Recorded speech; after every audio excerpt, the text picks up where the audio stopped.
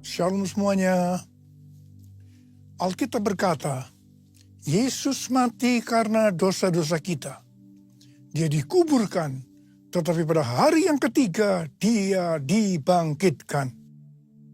Setelah itu selama 40 hari sebelum naik ke sorga, Tuhan Yesus menampakkan diri kepada lebih dari 500 murid-muridnya untuk membuktikan bahwa dia hidup. Selain itu, dia juga menghibur, menguatkan, memulihkan, dan memberkati murid-muridnya. Dengan disaksikan oleh murid-muridnya, Tuhan Yesus naik ke sorga, duduk di sebelah kanan Allah Bapa. Tuhan Yesus berjanji, dia akan datang kembali untuk menjemput kita murid-muridnya, supaya di tempat di mana dia berada, kita pun berada. Haleluya. Pada waktu Tuhan Yesus ditanya oleh murid-muridnya tentang tanda kedatangannya dan tanda kesudahan dunia ini, Tuhan Yesus menjawab yang salah satunya terdapat dalam Matius 24 dan 14 yang berkata, dan Injil kerajaan ini akan diberitakan di seluruh dunia menjadi kesaksian bagi semua bangsa. Sesudah itu barulah tiba kesudahannya. Dengan perkataan lain, kalau amanat agung selesai, maka Tuhan Yesus akan datang kembali. Tuhan Yesus pasti datang kembali. Yang percaya katakan amin. Karena itu, dia memberikan amanat agung kepada kita, yaitu agar kita pergi dan menjadikan semua bangsa itu murid Tuhan Yesus. Hal ini juga berarti akan terjadi penuaian jiwa besar-besaran sebelum Tuhan Yesus datang kembali. Sekarang kita akan melihat bagaimana proses untuk menyelesaikan amanat agung atau proses penuaian jiwa yang terbesar dan yang terakhir sebelum Tuhan Yesus datang kembali. Untuk menyelesaikan amanat agung tidak bisa dengan kekuatan sendiri. Karena itu pesan terakhir Tuhan Yesus sebelum naik ke sorga kepada murid-muridnya, yang juga berarti kepada kita semua, dalam Kisah Para Rasul 1 ayat 8. Tetapi kamu akan menerima kuasa kalau Roh Kudus turun ke atas kamu. Dan kamu akan menjadi saksiku di Yerusalem dan di seluruh Yudea dan Samaria dan sampai ke ujung bumi. Jadi untuk menyelesaikan amanat agung, kita harus menerima kuasa dari Roh Kudus yang turun ke atas kita. Setelah itu, dengan disaksikan para murid, Tuhan Yesus naik ke sorga. Setelah Tuhan Yesus naik ke sorga, 120 murid Tuhan Yesus berkumpul di kamar loteng Yerusalem. Mereka melakukan ini karena Tuhan Yesus memerintahkan agar mereka tidak meninggalkan kota Yerusalem sebelum diperlengkapi dengan kekuasaan dari tempat tinggi. Tuhan Yesus berkata, sebab Yohanes membaptis dengan air, tetapi tidak lama lagi kamu akan dibaptis dengan Roh Kudus. Apa yang dilakukan 120 murid di kamar loteng?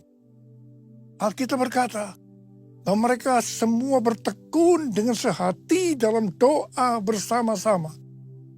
Artinya mereka berdoa, memuji, dan menyembah Tuhan dalam unity siang dan malam.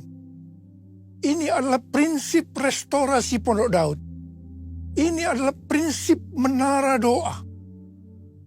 Setelah 10 hari mereka melakukan hal ini, maka pada hari raya Pentakosta, tiba-tiba turunlah dari langit suatu bunyi seperti tiupan angin keras yang memenuhi seluruh rumah di mana mereka duduk. Dan tampaklah lidah-lidah seperti nyala api yang bertebaran dan hinggap pada mereka masing-masing. Maka penuhlah mereka dengan Roh Kudus. Lalu mereka mulai berkata-kata dalam bahasa-bahasa lain seperti yang diberikan oleh Roh Kudus itu kepada mereka untuk mengatakannya. Itu adalah bahasa roh.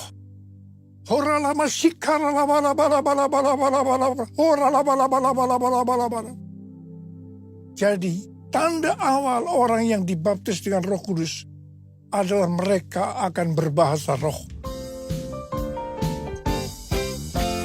Api Pentakosta menyala, api Pentakosta menyala.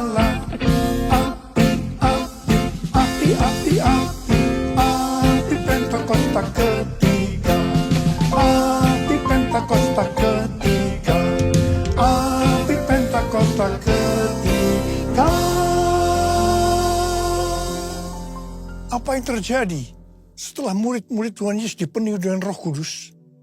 Hal yang pertama, Petrus berkhotbah sekitar 5 menit dan kira-kira 3.000 orang bertobat dan dibaptis. Wow!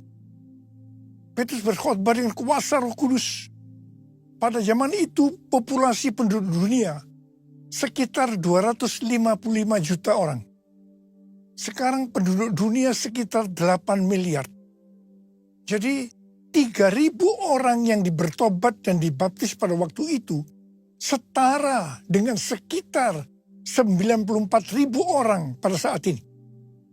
Saya percaya hal ini juga bisa terjadi pada saat ini. Hal yang kedua, setelah murid-murid Tuhan Yesus dipenuhi dengan Roh Kudus, mereka dipakai untuk menyatakan tanda-tanda dan mujizat, sehingga banyak orang yang bertobat. Petrus dan Yohanes menyembuhkan orang lumpuh sejak lahir. Bayangan Petrus bisa menyembuhkan orang sakit.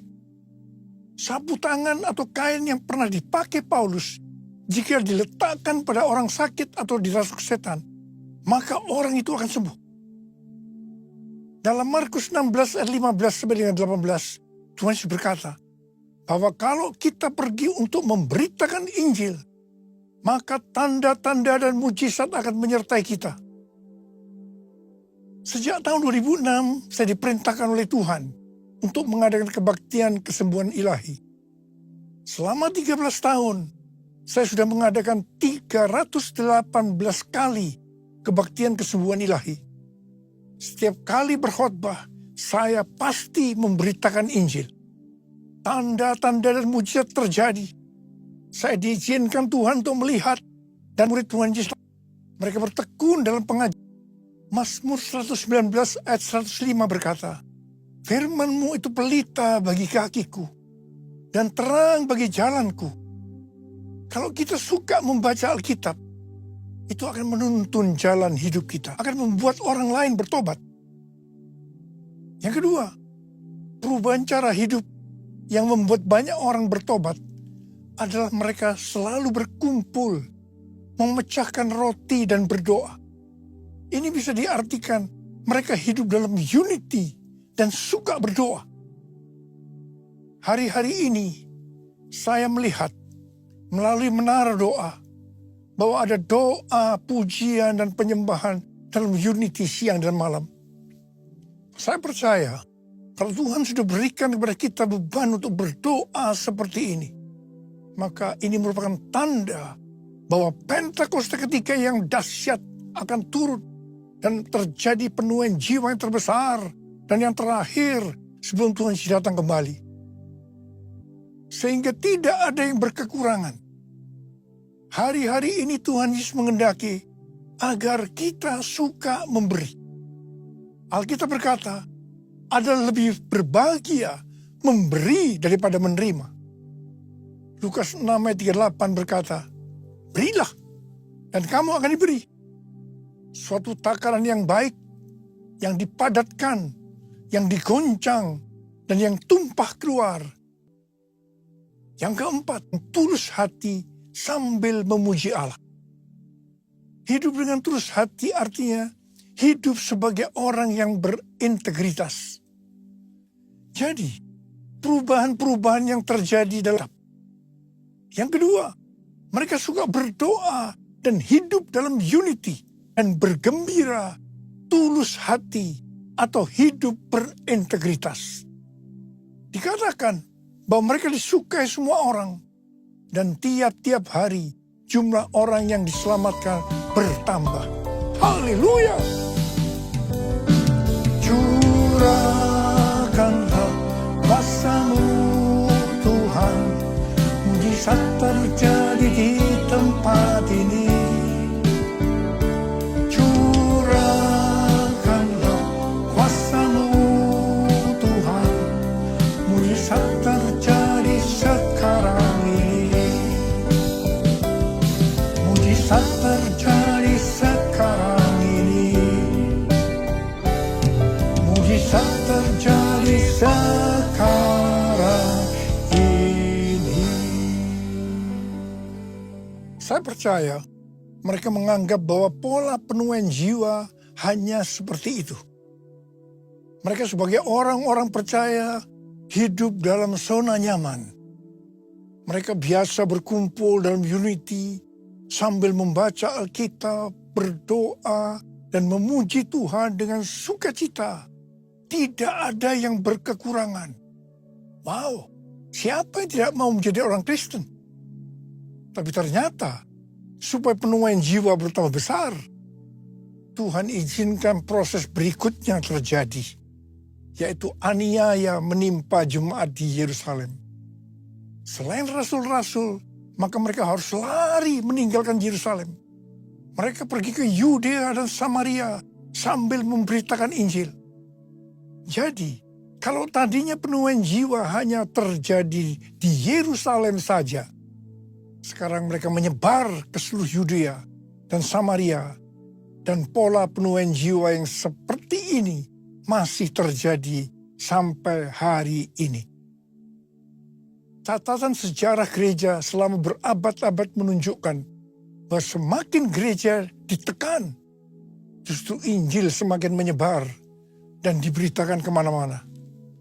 Karena itu Tuhan izinkan hari-hari ini penderitaan, aniaya terjadi di antara orang-orang percaya, supaya terjadi penuaian jiwa yang lebih besar. Yang percaya katakan amin.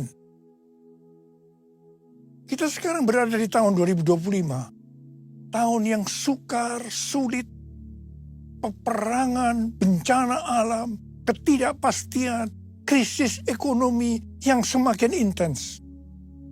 Tapi justru di tahun yang seperti ini, Tuhan memberikan tema bahwa tahun 2025 adalah tahun penuaian.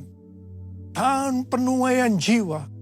Tahun penuaian berkat secara materi. Haleluya.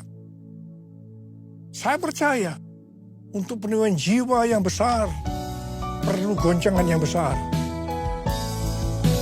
Kuasanya dicurahkan, berkatnya dilimpahkan, penuaian besar sungguh terjadi.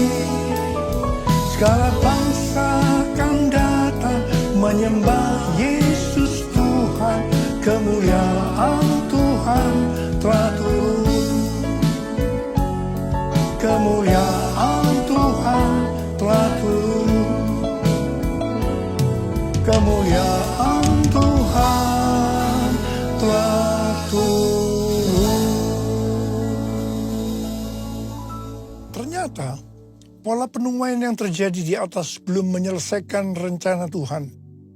Karena selain penuaian jiwa harus terjadi di Yerusalem, seluruh Yudea dan Samaria, tetapi juga harus sampai ke ujung bumi. Tuhan mempunyai cara untuk membuat penuaian jiwa itu sampai ke ujung bumi, yaitu dengan terjadinya perubahan paradigma dalam pelayanan. Selama ini pengertian tentang keselamatan hanya untuk orang Yahudi saja. Tetapi melalui peristiwa Kornelius, di mana Petrus diutus oleh Tuhan untuk mendatangi Kornelius yang bukan orang Yahudi, untuk memberitakan jalan keselamatan. Akhirnya mereka mengerti bahwa ternyata keselamatan bukan hanya untuk orang-orang Yahudi saja, tetapi untuk semua bangsa. Dan ini mengakibatkan terjadinya penuaian jiwa besar-besaran. Haleluya! Jadi mereka tidak hanya mengabarkan Injil di Yerusalem, Yudea dan Samaria saja, tetapi sekarang mereka, termasuk kita juga, pergi ke seluruh dunia. Proses perubahan paradigma dalam pelayanan itu tidak mudah. Petrus harus diyakinkan oleh Tuhan. Kalau Tuhan berkata halal, jangan kamu berkata haram. Orang-orang yang bukan Yahudi adalah haram di mata orang Yahudi. Proses itu masih terus berlanjut untuk memberikan pengertian kepada orang-orang Yahudi, golongan bersunat dan juga orang-orang Farisi yang sudah bertobat, di mana mereka berpendapat bahwa orang yang bukan Yahudi yang percaya kepada Tuhan Yesus harus disunat. dan diwajibkan mengikuti hukum-hukum Musa. Tetapi melalui sidang di Yerusalem, akhirnya mereka mengerti dan bisa menerima bahwa keselamatan bukan hanya untuk orang-orang Yahudi saja, tetapi untuk semua bangsa, termasuk bangsa Indonesia. Katakan amin. Di dalam pelayanan saya termasuk salah seorang yang dipakai oleh Tuhan untuk melakukan paradigma yang baru dalam pelayanan untuk menyelesaikan amanat agung. Sebagai contoh, yang pertama tentang membuka gereja baru. Yang kedua, cara ibadah dengan doa, pujian, dan penyembahan, termasuk bahasa roh untuk memuji dan menyembah Tuhan. Yang ketiga, tempat ibadah yang dilakukan bukan di gedung gereja. Yang keempat, juga mengenai Pentakosta ketiga. Semua itu selalu diawali dengan pro dan kontra. Sama dengan yang terjadi pada waktu zaman Kisah Para Rasul tadi. Kita juga melihat bahwa dengan media online, terlepas dari kebaikan, keburukannya, pro dan kontra, tidak bisa dipungkiri. Dengan media online terjadi percepatan dalam penyelesaian amanat agung. Kita harus memperhatikan tahun 2033. Sebenarnya tahun 2033 adalah peringatan 2000 tahun. Kematian, kebangkitan, kenaikan Tuhan Yesus ke sorga, juga peringatan 2000 tahun pencurahan Roh Kudus, yang berarti peringatan hari ulang tahun gereja yang ke-2000. Peringatan 2000 tahun dimulainya amanat agung.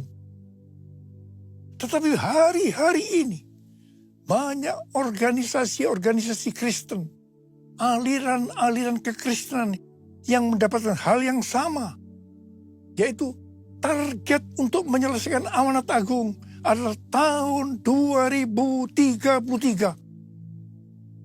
Sesuai dengan Matius 24 ayat 14 yang berkata, dan Injil Kerajaan ini akan diberitakan di seluruh dunia, menjadi kesaksian bagi semua bangsa. Sesudah itu barulah tiba kesudahannya. Maka apabila Injil Kerajaan sudah diberitakan di seluruh dunia, menjadi kesaksian bagi semua bangsa. Atau dengan kata lain, apabila amanat agung selesai, baru setelah itu, waktunya tidak ada yang tahu, Tuhan Yesus datang kembali. Pesan yang kuat hari-hari ini adalah kedatangan Tuhan Yesus sudah sangat-sangat dekat. Mari persiapkan diri kita untuk menyambut kedatangannya. Mari katakan bersama saya, Hosana, Hosana, datanglah Tuhan Yesus. Hosana, Hosana, ku merindukanmu. Saya mau tanya saudara, ada berapa banyak di antara saudara yang merindukan kedatangan Tuhan? Saudara boleh angkat tangan.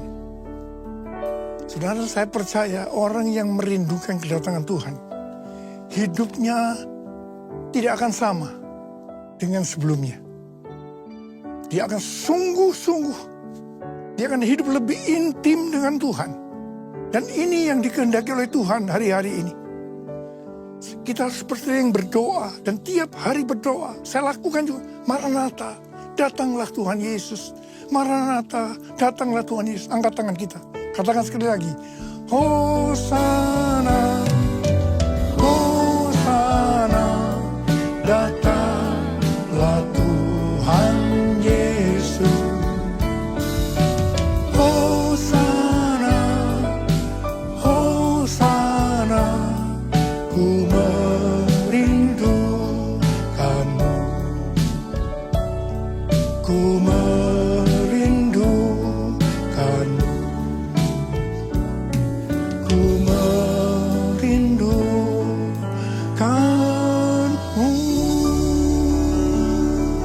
Mari berbahasa. Oh, dia la la bara bara bara bara bara bara bara bara bara bara bara bara. Jesus, Jesus, Jesus, Jesus, Jesus, Jesus, Jesus. Ya Tuhan Yesus, ya Tuhan Yesus, ya Tuhan Yesus.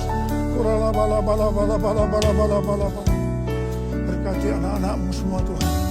Kami yang merindukan kedatanganmu untuk kali yang kedua. Berkati anak-anakmu.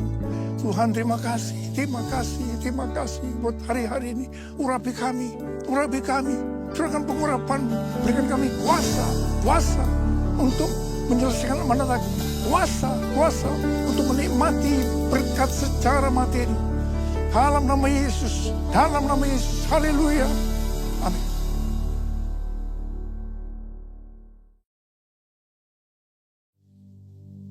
Kita akan masuk dalam perjamuan kudus. Kita akan mengingat ayat ini.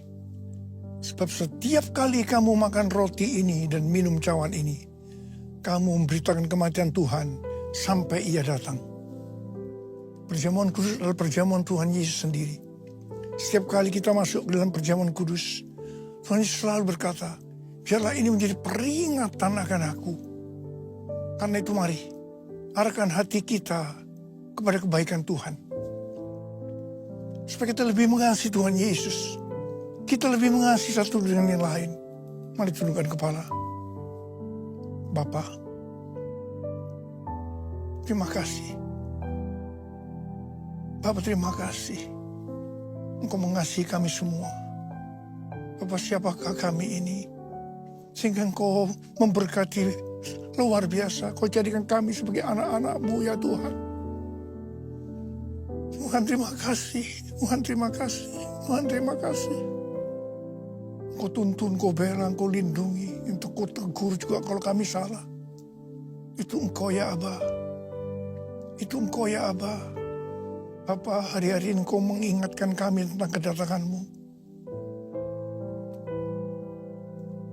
Berikan kami kerinduan untuk selalu berkata, Maranatha, datanglah segera. Bapak, terima kasih. Terima kasih. Tuhan akan memberkati kita melalui perjamuan kudus. Saudara, Tuhan mau kita makan dan minum dengan cara yang benar. Mari, sekarang tundukkan kepala. Lihat keadaan dirimu masing-masing. Jangan menyimpan dosa. Introspeksi. Kalau Tuhan ingatkan ada dosa yang harus diselesaikan. Langsung minta ampun. Ampuni kami ya Tuhan. Ampuni kami. Ya Bapa, ya Bapa, ya Bapa, ya Bapa, ya Bapa. Ampuni kami. Bapa, Kau melihat anak-anak-Mu yang sedang menyelesaikan segala sesuatunya dengan Tuhan. Kami akan masuk dalam perjamuan kudus dengan hati yang penuh ucapan syukur. Dalam nama Yesus. Amin. Mari angkat roti di tangan kanan kita tinggi-tinggi. Sebab apa yang telah kuteruskan kepadamu telah aku terima dari Tuhan. Yaitu bahwa Tuhan Yesus pada malam waktu Ia diserahkan mengambil roti. Dan sesudah itu Ia mengucap syukur atasnya. Dia memecah-mecahkannya dan berkata, inilah tubuhku yang diserahkan bagi kamu. Perbuatlah ini menjadi peringatan akan aku. Terima kasih Tuhan. Bukankah roti yang kita pecah-pecahkan ini adalah persekutuan kita dengan tubuh Kristus. Mari kita makan dalam nama Yesus.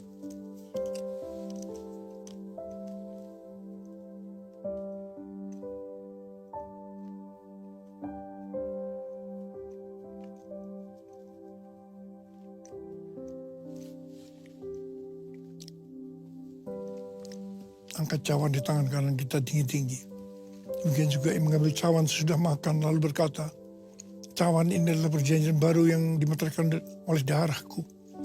Perbuatlah ini setiap kali kamu meminumnya menjadi peringatan akan aku. Terima kasih Tuhan, bukan cawan pengucapan syukur. Yang atas kita ucapan syukur adalah persekutuan kita dengan darah Yesus. Mari kita minum dalam nama Yesus.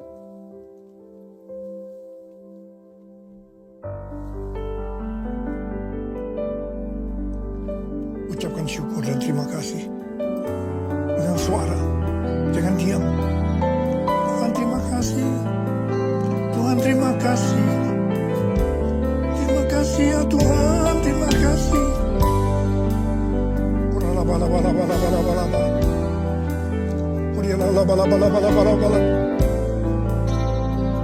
Oh Jesus, Kau lihat anak-anakmu semua Tuhan. Kau mengasihi mereka. Saat ini Kau sedang menyembuhkan yang sakit, sedang membebaskan yang terikat, menghibur yang susah, menguatkan yang lemah, memberikan pengharapan-pengharapan yang baru bagi yang datang dengan keadaan putus pengharapan. Tuhan Yesus, Kau baik. Terima kasih.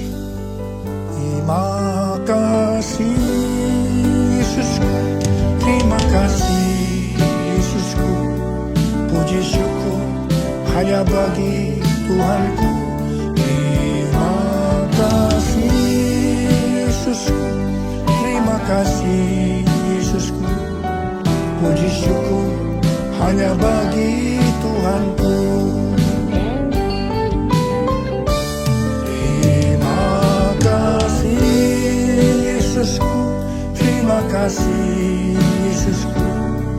Puji syukur hanya bagi Tuhanku. Terima kasih Yesusku. Terima kasih Yesusku. Puji syukur hanya bagi Tuhanku. Puji syukur hanya bagi Tuhanku. Puji syukur hanya bagi Tuhanku.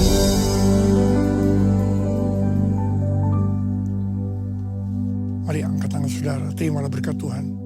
Kasih karunia berlimpah-limpah daripada Allah Bapa dalam Anak yang tunggal Yesus Kristus, persekutuan yang manis dengan Roh Kudus menyertai kita semua. Mulai hari ini sampai Tuhan Yesus datang menjemput kita di awan-awan dan bahkan sampai selama-lamanya. Yang percaya bersama-sama katakan, Amin.